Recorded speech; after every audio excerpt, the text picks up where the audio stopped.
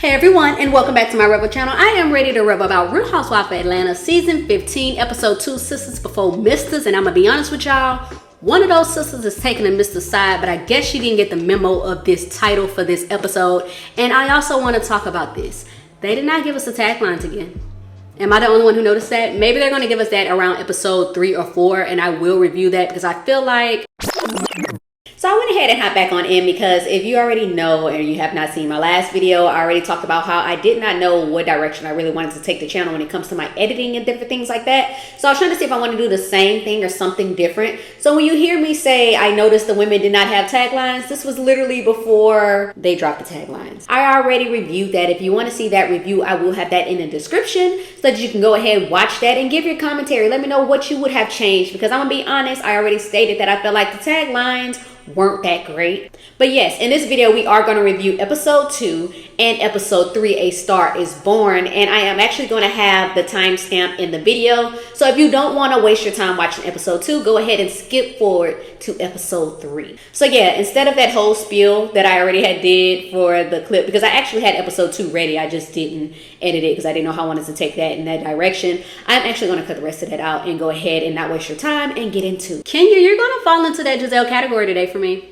And I'm only saying this because of how long it took for you to bring something up. But I am going to sit here and say, you did not tell one lie during this episode. The episode opened up at Ross' birthday party. Kenya, Mayetta, Sheree are still on the other side discussing Martell. Kandi and Courtney are still going at it. And listen, Kandi has had it up to here with Courtney. She had to go to the other side. She was like, listen, I can't do this no more because like I'm really gonna headbutt you type of thing.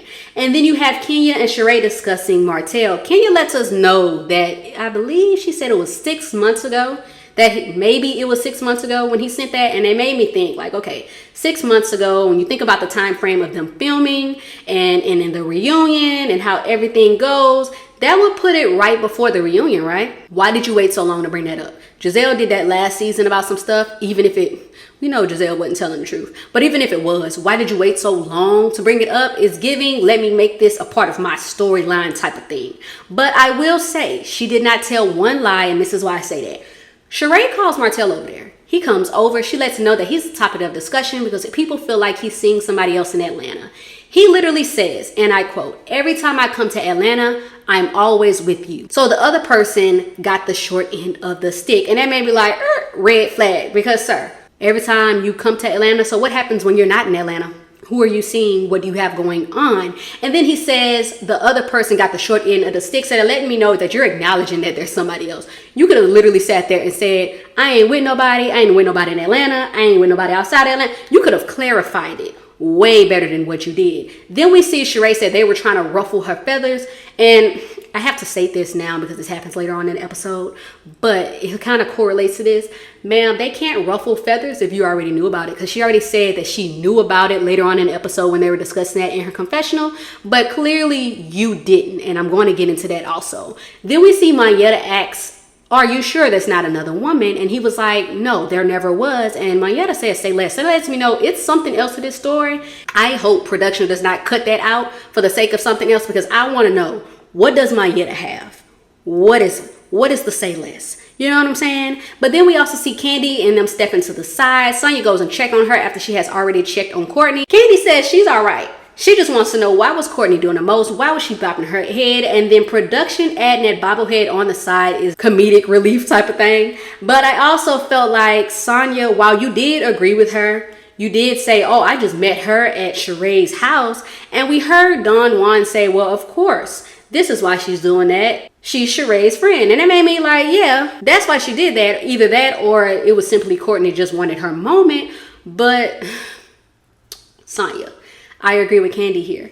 If you are my friend like you say you are, which we already know that they have already hung out with each other, both of their families went on vacation together, different things, you actually hang out outside of the show. So if y'all are friends, why didn't you tell her she was coming with that type of energy? Because we also seen later on in the episode, she revealed a lot more and you didn't say nothing. And so it come down to the why Why do they feel comfortable saying that around you? So Sonya goes and tell everybody else that Kandi and Courtney has gotten into it. They go and check on it. And Kandi lets them know, no, we're not going to rehash what happened. I'm going to leave that where it's at. I'm not going to give her any more of a moment than she has already received. So they decide to discuss Sheree and Martell. And listen, they show the DMs. They give it to Sheree. Sheree looks at the DMs and she's like, oh, okay, Martell, come here. This is the DMs. He's like, oh, that's yours? And he's acting shocked as if I've never DM'd you. Now, we seen in episode 1, he said he's never talked to or met Kenya, something along those lines. But then he comes back because he goes to his phone and realizes, oh, yeah, I did DM you, which I believe he definitely knew he DM'd her ahead of time. But he's like, oh, this is what I said. This is from 2 years ago. And I'm like, sir, you would clearly know if you DM'd somebody before. You tried to deflect. And this is why I say that. Let me just start off by saying Kenya was definitely wrong by bringing it up at such a later time. It had nothing to do with it. It probably really wasn't as much. But for you to sit there and act like you didn't DM her when you know you did, that's that admission right there. You even act like you never spoken to her or tried to speak to her before. And we see Kenya call him aggressive when the conversation is first going. And I think when the conversation first started, he really was not aggressive at the time frame of her saying that. But this is where he started to do the most because he was trying to deflect from everything. And it definitely gave off the vibes of what she was saying because, like she said, she is by herself. But at the same time, people would argue, if you don't want them to address you, then don't address them. But I don't have an issue with a man addressing something. It's the way and the tone and how you do it. And here's the thing. He literally sat there and said, I don't give a F. I ain't DM you. If it was 2 years ago, and we looking like, sir, if you didn't do it, you wouldn't be giving this much energy. Sit there and see her say that she already knew about it. No, you didn't. Because if you knew about it, you wouldn't have been shocked when you seen it. You wouldn't have been, your feathers wouldn't have been ruffled like you were trying to state earlier. It was just giving a little too much. And then we see Kenya get up in the midst of this. And I do want to say he tried to show Kandi it and Kandi was not falling for it. She was basically like, sir, you can delete them DMs. She never opened her. So what do we know? But we see Kenya get up when he basically says, oh, because this is another thing. I don't want to forget this because I do this sometimes when I be talking. I be forgetting some stuff. He literally said, I bet everybody be in her DM. Sir, if they do, so what? She doesn't check them always, just like she didn't check yours. What did that have to do with anything? That's your way of deflecting. But Kenya gets up to go and address him when he said all that and how she was very offended. But this is where I was like, okay, Kenya, I understand you defending yourself, but stay on the other side of the room. We don't know if this man is capable of. You know what I'm saying? Like, yes, Todd and I believe Mayetta husband was standing right there, but I don't know if they were really going to do nothing. I don't think they would let a man do anything, but we see all too often men stand to the side and watch stuff happen and they don't do anything. So ma'am, stay on the other side of the room. But either way, I feel like Martell is guilty. Either he's seeing somebody else or he definitely DM'd her because he could have deleted something. But Kenya says that, Sheree, why are you defending him when he's giving the same behavior as your ex-husband? And I was like, She didn't lie. She clocked it because Sheree allows men to say and do different things. And it's a pattern at this point. But we also see Drew. This is her first time during this season because she was not on episode 1. She's back from her family crisis and they're dealing with her dad. Her dad has Alzheimer's. And I'm going to be honest with you, I understood everything she's going through because one of my grandparents has a form of Alzheimer's. So I get it. When you go into a room and they don't recognize you, I understand how that feels. But she also talked about the transition of everything and how he was walking at one point. Now he's in a wheelchair. And then she's thinking about the hardship her mom has to endure because she has to take that on. Not only being there for him, but trying to help him as he's going through that. But that also takes a toll on the parent because that was her spouse all her life. That was Drew's dad. That's a lot that she's dealing with in the beginning. So maybe that's why we did not see her. But I can say the part where she said they played the song and he recognized her voice and that just made her feel so much better. I understand that. I definitely understand that. And I believe if they just continue to do that, she'd be able to hold on to those memories as long as she can. But after discussing that, they talked about, what went on while she was away. And Ralph basically let her know that he did go to the party. She already knew that. And then he let her know that he met his cousin, Courtney. And I was like, when he said that was his cousin, I was like, oh, Lord. And then we see Drew say, well, who did Kandi get into it with? Because she's seen it on the blogs like we did.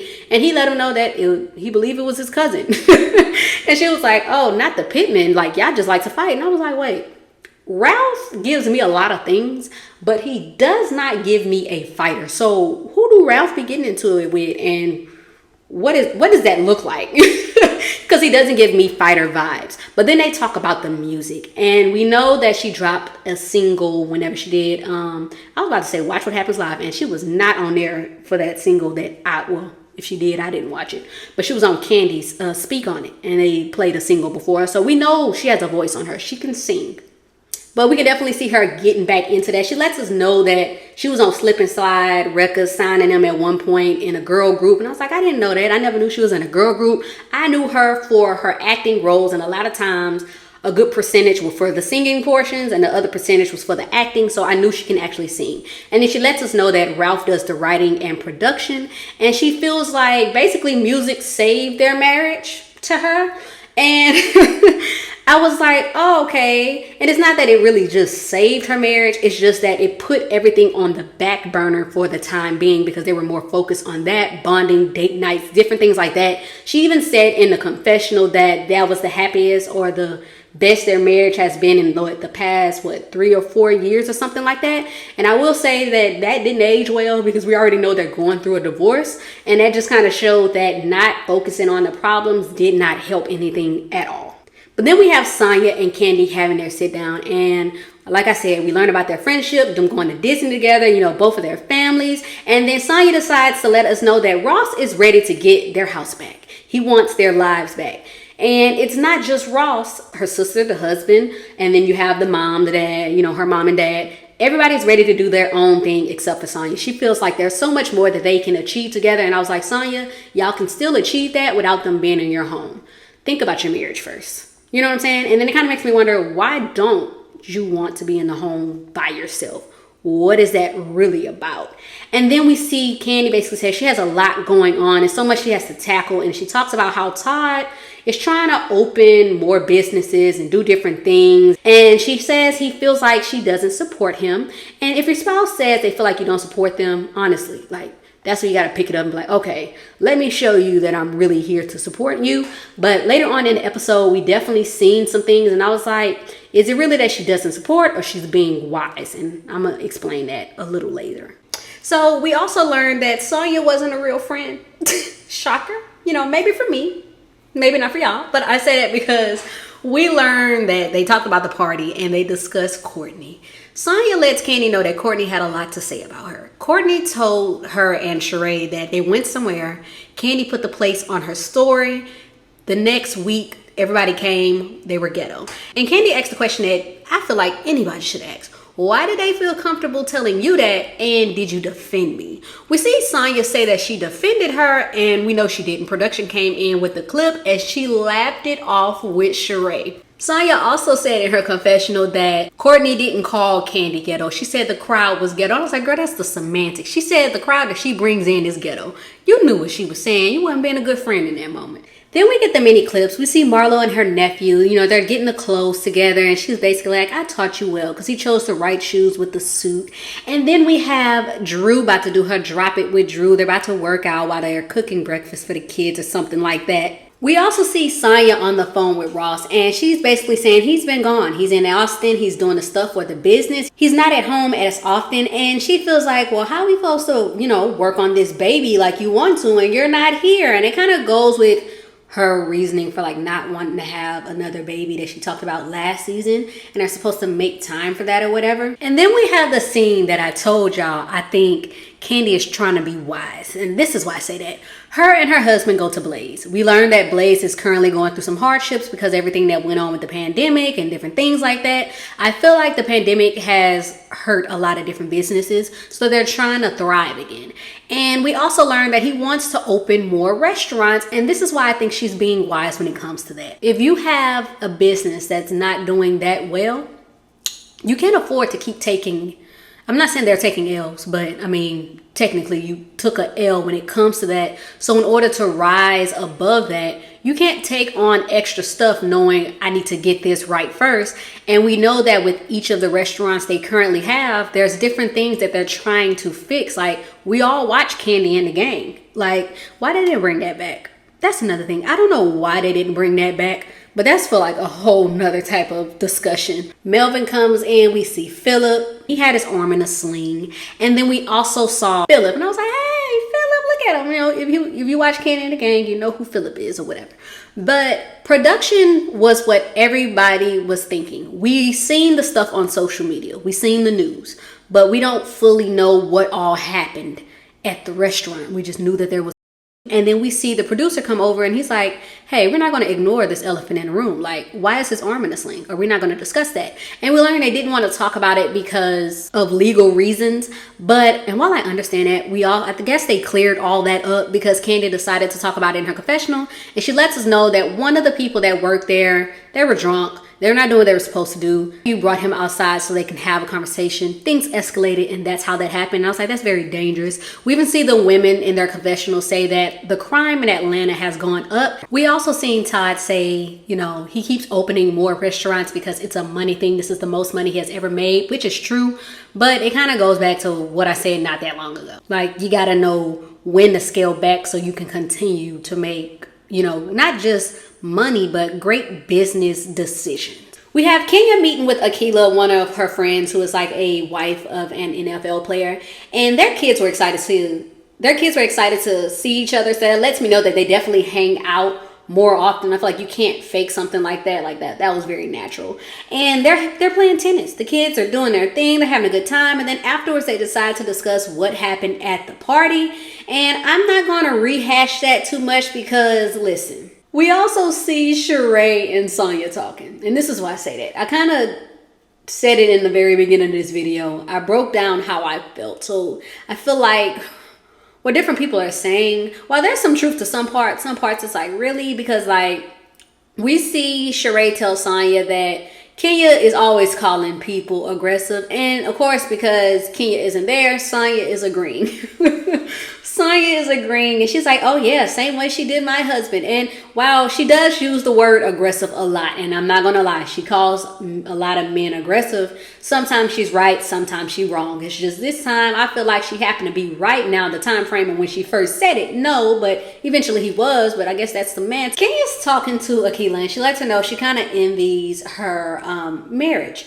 And I think she only says that because that's something she really wanted for herself. It just so happened that it didn't work out with her husband. But I feel like if Kenya does the work, you know, within herself, focus on what she needs to focus on, and don't even let nobody, like, don't even go looking. They gonna come to you, girl. Like, apparently people in your DM, so you have nothing to worry about anyway. But I feel like the right man is gonna come that's gonna make her and her daughter happy. Then with Sheree, her and Sonya had a little dinner girls night out, I guess that's what you would call it. But she lets her know that she's now a glam mom. And I was like, congratulations. We already know that they did a photo shoot with, I believe it was People Magazine. They had posted that, and I seen that over social media today. And the little baby is so cute. She's adorable. So I'm glad she's actually enjoying the well, she don't want to call herself a grandma. So I'm glad she's enjoying the glam mom type of lifestyle now. I gotta say this one thing. Sheree said that Kenya needs to take accountability for her action, even though he may not have been 100% in the right. And I'm like, ma'am, so are you gonna take accountability because you brought him over there and you could have just like talked to him about it later? I don't know. Like, is that just me? Am I the only one thinking like that? But at the very end of the episode, Kenya goes to Sheree's, I believe that was the warehouse or something like that. And I don't want to stay at this warehouse for the clothes for her brand. I believe them shirts was wrinkled. They were wrinkled. And I was like, girl, like they definitely look like what y'all put on that social media and on the actual website. I need y'all to actually iron them hoodies and them shirts, iron the socks. Like, people shouldn't be getting wrinkled stuff. But Kenya basically feels like you didn't have my back when he was talking to me crazy. And if he's talking to me like that, how do you think he's going to talk to you? And that is very true when it comes to that. So I definitely understood that. And I thought it was very weird how Sheree sat there and tried to act like she didn't hear half of the stuff that Martell had said while they were sitting having that conversation right then and there. And I was like, girl, you definitely heard him say that. And production came through with the clip because you made a face when he said it. So why are you sitting there acting like you don't know what went down? Sheree also brings up in this scene that, she's seen Kenya multiple times, but you didn't bring it up. You never said anything. She's like, oh, I didn't think about it till I saw y'all together. Kenya, you lying right here. And this is the scene where she's saying she already seen the message. He showed her the DM, and Sheree's lying right here too. Both of them are lying. Both of them are lying in this scene. And then we see Kenya say, what was so bad for him to come at me like that? And Sheree was about to defend him, and we see Kenya basically say, no, ma'am, it's supposed to be bros before you know what. And she's like, what? Of course he's gone, and she's like, no, I mean, we're the bros, and he's the 304. But that was funny. I wasn't like, it's the way she said it, but it was funny. But you see Sheree stuck on the term, and she's like, no, it's what before the bros. And she's like, no, we're the bros. And I was like, that was funny. That was a funny scene. They laughed it off or whatever. The episode opens up with Sheree, Sonya, and Marlo hanging out at Sheree's house. They're having brunch. The food looks amazing. I don't know who the lady is. I can't remember her name, but Sheree should hire her all the time, honestly. But we see them both pull up. When Marlo and Sonya got there, I was like, their outfits look amazing. Sonya's outfit, I remember seeing it on social media, but I don't think she stated they were filming at that time. So it's really cool to kind of see everything play out in real time and to kind of know when this stuff happened. And throughout this rest of this video, you're going to see me basically say BravoCon, BravoCon, BravoCon, like, in my Kenya voice. Instead of Portia is BravoCon, BravoCon, BravoCon. Because listen, they bring that up throughout this whole episode. That should have been the title instead of A Star Is Reborn. Because they talk about Marlo. Marlo starts off by letting us know when she left BravoCon, it was late. She had to do her homework with her nephew, William. And it was pretty much like an argumentative type of essay or something along those lines for like a project or presentation.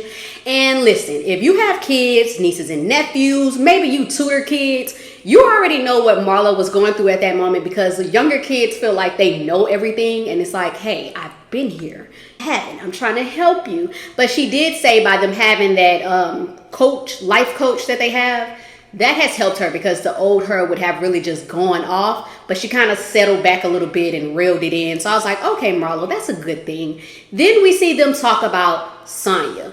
Sonya brings up BravoCon. But she lets us know, actually all of them, they were talking about Mama Joyce. And listen, Mama Joyce has to really chill out because I remember watching the clips online as well as watching some of the BravoCon festivities. And listen, the stuff she says about Todd at this point, it's not cute. It's not funny. I don't think anybody really found it funny other than like those sayings that like has really stuck with us over the years that we use within different videos.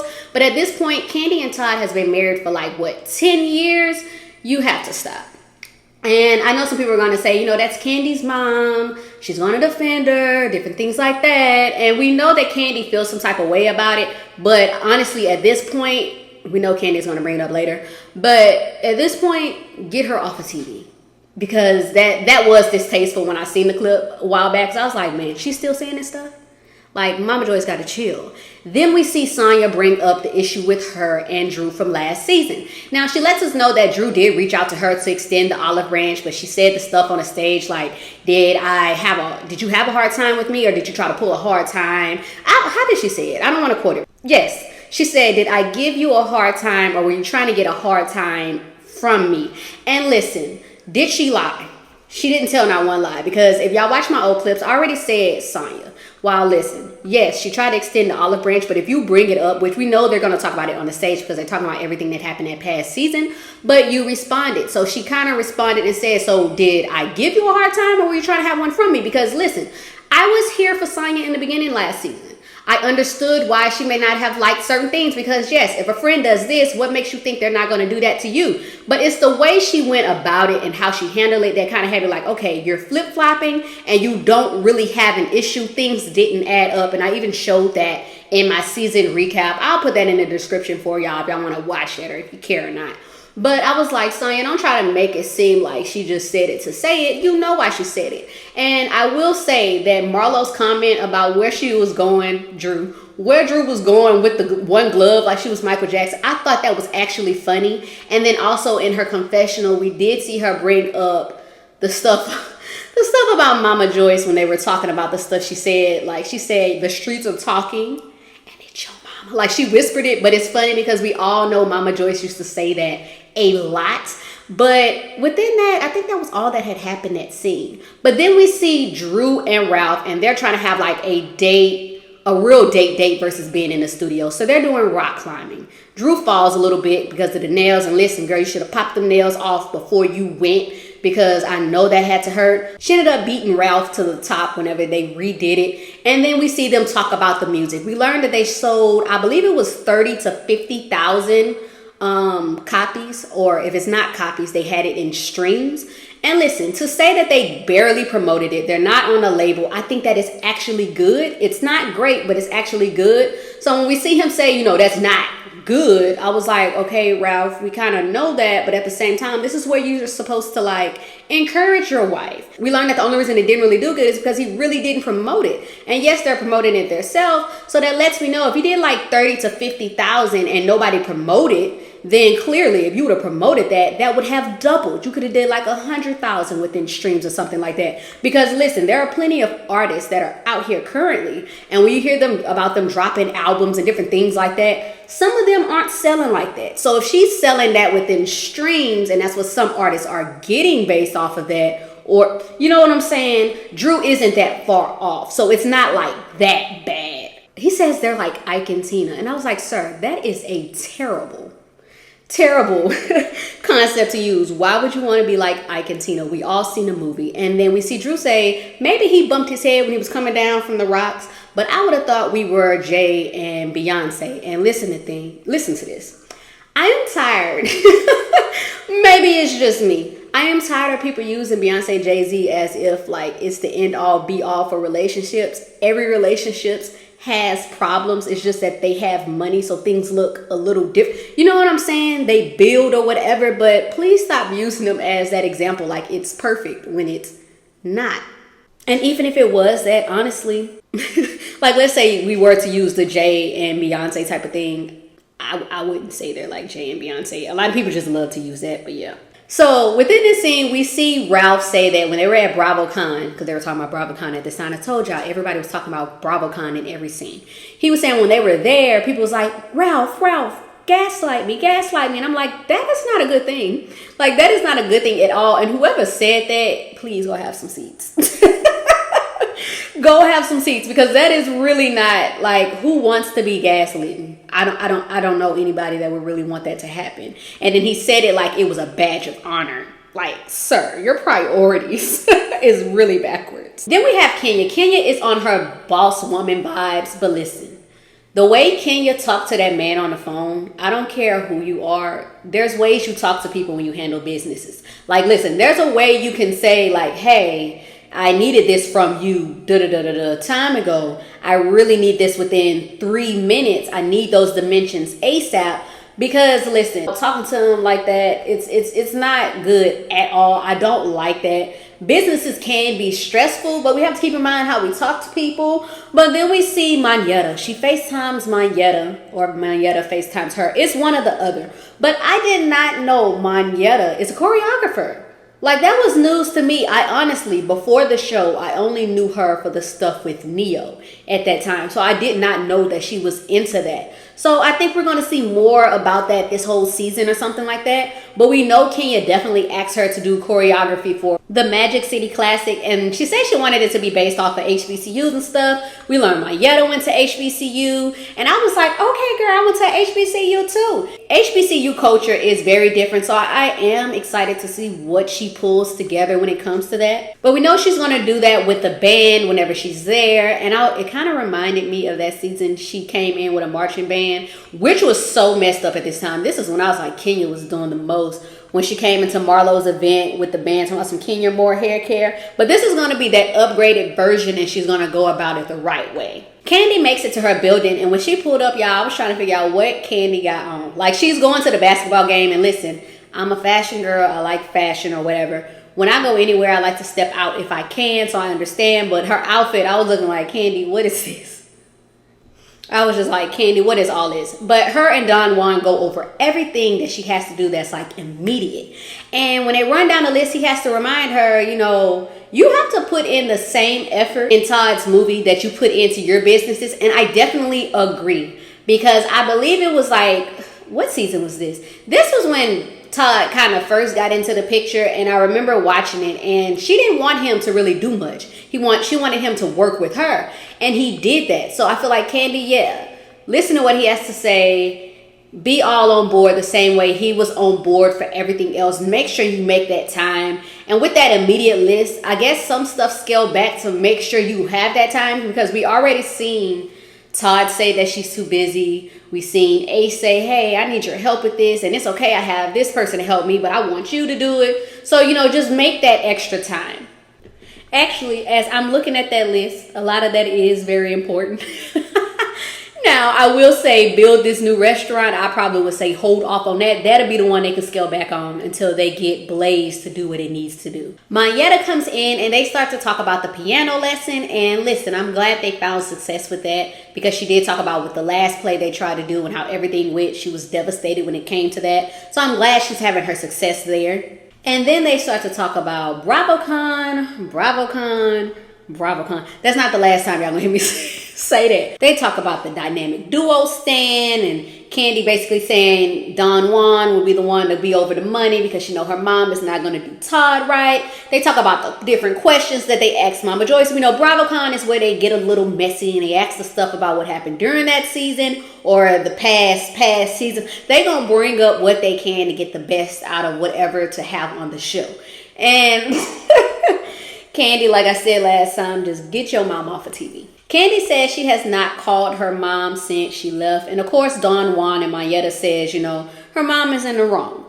And listen, we know she's going to talk to her again. That's her mom. And then Kandi brings up that Todd felt some type of way because, his daughter seen what she said. And listen, that's not the only kid that seen what Mama Joyce said. Kandi daughter even see it. But now you're going to have Ace in them that's going to grow up to see the same thing. And that stuff is just really not okay at all.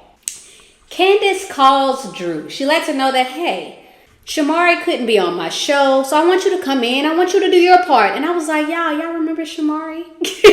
Shamari can sing, though. Shamari can really sing. So this was Drew's chance to really step out and do something different. And we also are going to see later on in the episode. I'm going to just bring it up now. Candace was at rehearsal. Her and the dancers doing their thing. And they kind of go over what Drew is going to be doing. But the conversation they had on the phone was all before Courtney and her husband get there. Now, when Courtney and her husband gets there, I'm not going to lie. When I see, no, that's not her husband. She didn't say that was her husband. That's her baby daddy. Listen, when they got there, I looked at his face. I was like, he looked familiar, but he don't look familiar. And then we see Drew like, oh, I remember you from like 10 years ago when we did this movie. And I'm like, y'all, who is this man? I can't remember. And then when I showed this picture, that's the guy from Groove Theory. Like, I'm not that old. Like, I'm only 26, y'all. I just turned 26. But I know the people from back in the day. Listen. So I was like, okay, he looked different.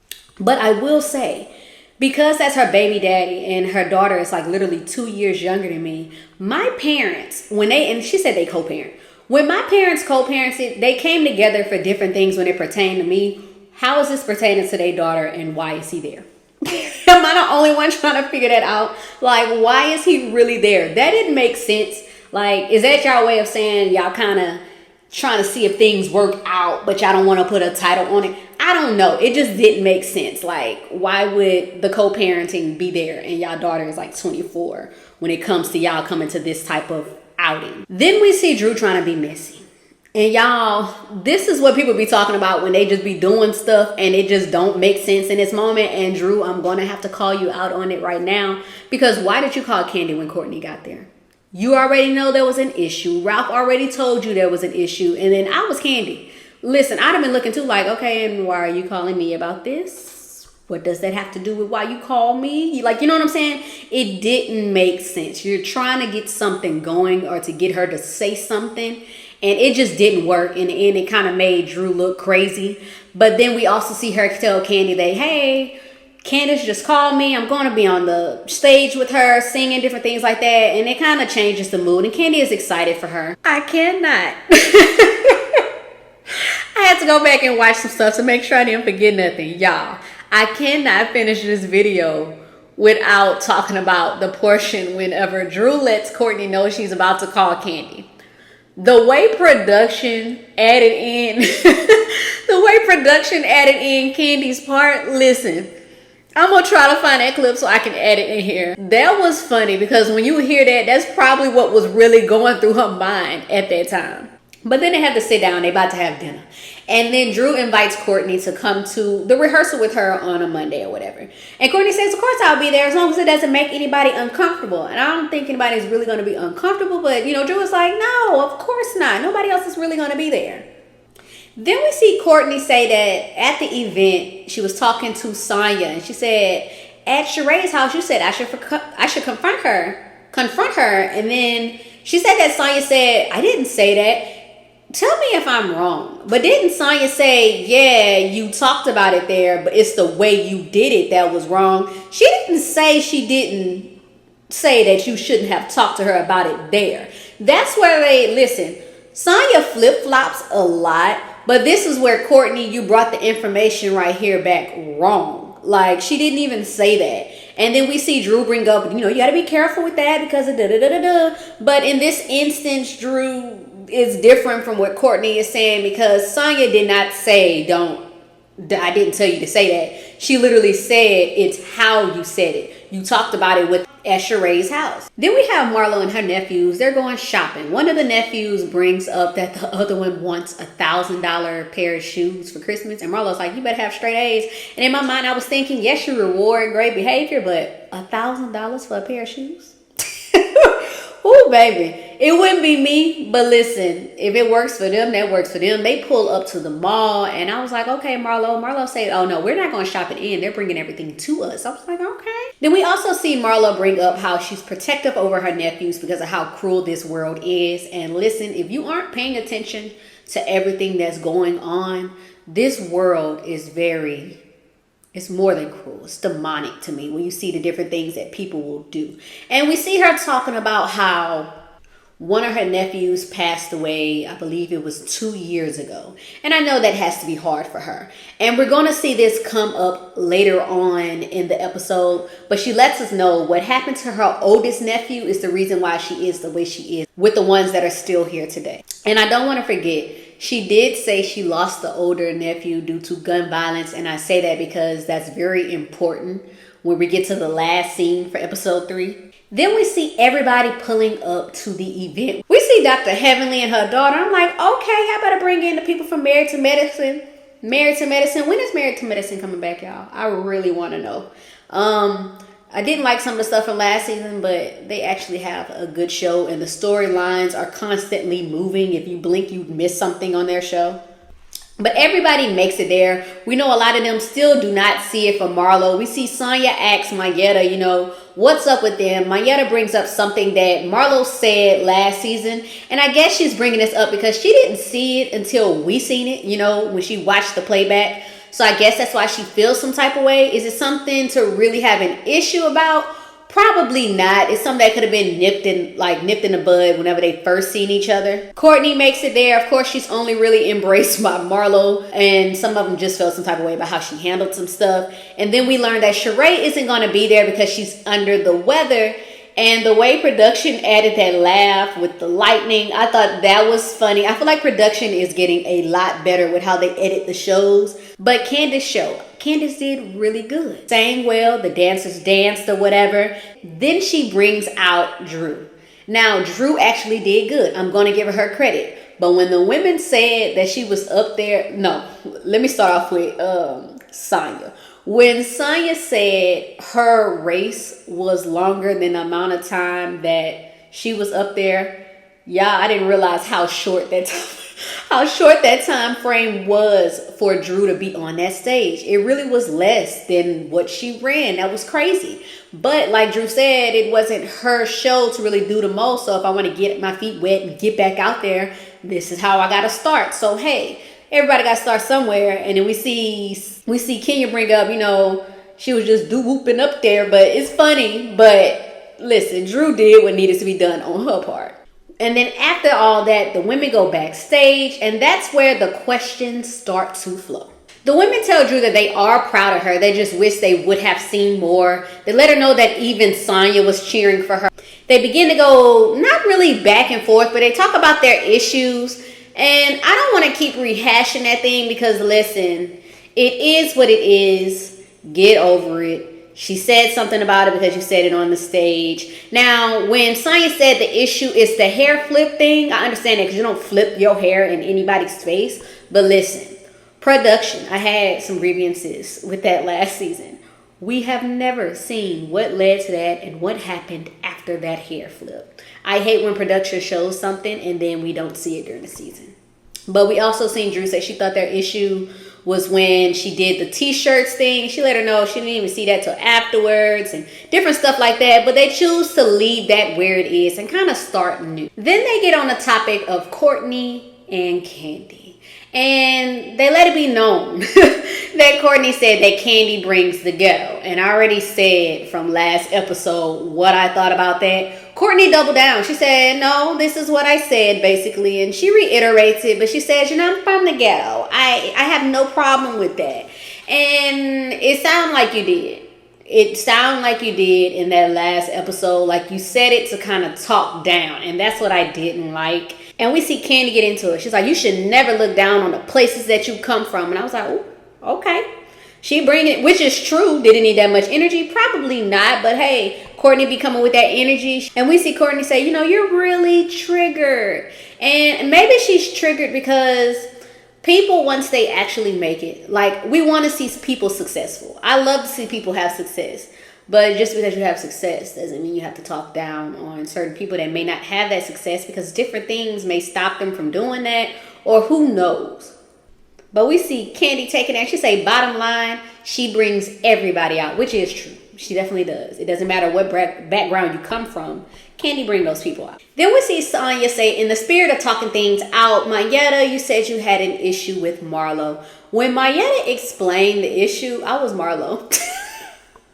I know y'all don't like Marlo, but listen, the way Marlo was sitting there like, girl, what? Like, this is the problem? Marlo was like, is that all you have to say to me, beautiful? Because listen, it really wasn't too serious, y'all. It really wasn't. I don't even think that needs to be rehashed. And then we have the infamous scene that has been going around on social media. We see Drew. Drew asks Kandi, you know, hey, what's going on Blaze? But the way it was brought up and she was like, you know, the stuff about, and she didn't want to say it was about the shooting that happened at her restaurant. And listen, this gave another scene where Drew was trying to bring something to make a scene, but it really didn't make a scene, you know what I'm saying? Because it's like, I can tell production had to tell her before she got on there, hey, bring this up. The same way we seen production go into that scene and say, hey, we're not going to talk about the real issues. Like, we know they'll do that because it didn't really fit in there like that. And we can definitely see Marlo trying to say, like, what are you talking about? Bring it up, like, get to it type of thing. And she's like, what, the shooting? And all Kandi says is, it's fine. And we can tell Drew really didn't want to really bring it up. Marlo says she's ready to go home because Kandi never talks about, you know, the real type of things. And here's the thing. Kandi is the most honest one I think we've seen on reality TV. There's a few people where I honestly believe certain stuff you should show, certain stuff you shouldn't. You have the right to show what you want to show and what you don't want to show. It's your life, even though they do pay you to show certain things. But listen, Kandi is like the very slim in a very slim margin of people who shows everything, no matter what it is. And I said in the last one for like, season 2, episode 2. I believe I had brought it up like in that last clip that I had made where I had said, I think they didn't bring it up because of legal matters and how things was handled. Because any other time, I think Kandi would have actually talked about it because we've seen her talk about everything else. Then we see Kandi say, oh, well, then let's talk about how you cut the girl in the face. And I'm like, y'all, we bring this up a lot about Marlo. She has already talked about that. You know what I'm saying? How does that really equate to what's going on right now? And then we see the women say, you know, this is a night of love. Let's end it on a positive note. And then they cut everything. And then we get production saying about 30 minutes after cutting everything, there's like the argument between Drew and Marlo. And listen, in this scene, it was confusion. I was confused. I was like, I don't get what's really happening here. So I had to play it back like, what? Like Drew's face at the end was me. And I'm going to be honest with y'all, it was still my face at the end. And this is why I say that. So Marlo's real issue is that Kandi was nonchalant about what happened to her nephew. And then when they brought it up, she didn't want to talk about it in that scene. And when they showed that clip, which I did not know happened, yeah, Kandi definitely was nonchalant. My thing is, what, and Marlo has the right to feel about how certain things may trigger her, because certain things trigger people and we don't know that. But to me, you're bringing it up against the wrong person. Drew don't know that. What does Drew have to do with that? And I understand her being confused. And I think when Drew was sitting there saying like, hey, I've lost people, I think out of respect and her being nervous and not really wanting to bring that up, that's why she didn't want to say it. She didn't know that that was because of something that happened to Marlo's nephew. So I think the grievance was against the wrong person. And Drew's face was literally my face even after watching it the second and the third time, because I seen it also on social media. You know, so I feel like it's always people bring stuff up and then they push it all on Drew like it's her when it's not her. Your issue isn't with Drew. Your issue is with Kandi. And I also want to say, I don't want to forget this. For the people that were saying that Marlo was really upset because of how it was with the nephew, listen, that really wasn't, because when I went back and watched it the second and third time, she literally said, why didn't you say, as in, why didn't you bring the portion up? She wanted her to say all that and bring it up. But bottom line, her issue is with Kandi, not with Drew. I stand by that. That's my review. I hope you enjoyed it. I know that I took a minute to drop episode 2. I was trying to figure things out and how to take my channel, but I hope you enjoyed everything. Comment down below. Let me know what you thought of episode 2 and 3 if you watched it, or if you just watched episode 3 portion whenever you skipped ahead. Comment down below. Let me know what you thought of that. Do you think Kandi was wrong there? Do you think Marlo had misplaced anger? What did you really think about Drew's song and how she did? And then how did y'all feel about them constantly bringing up BravoCon? I was like, oh my goodness. Like, y'all talked about this the whole episode. That should have been like BravoCon's aftermath. Maybe that should have been the title for this episode or something like that. And then also, if you did watch episode 2 portion, let me know what you thought about that. I'm actually tired of them continually bringing up Martell, because listen, it is what it is when it comes to that. And then also for why we didn't see Drew, I actually understand why I didn't see her until like episode 2. She had a lot going on within her family. But thank you all for listening or watching, and I'll see y'all next time.